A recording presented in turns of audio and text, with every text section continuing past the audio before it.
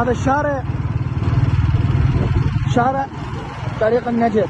هذا المحافظات عانت ما عانت من عنده، قبل لا يعانون اهل الديوانيه عانت من عده المحافظات. هذا اللي انصرف عليه مليارات، هذا شغله اليوم. شوفوا هذا الشغل، هذا اللي يلبس عليه مليارات يا محافظ الديوانيه. هو هذا الشغل، هذا رصيف شارع ندبت عليه مليارات. هذا رصيف، هذا شغل. هاي وضعيه المقاول اللي اشتغلها لو البلديه اللي اشتغلتها هذا الشارع. هاي وضعيه المليارات اللي راحت تايهه، هيك صارت فيها.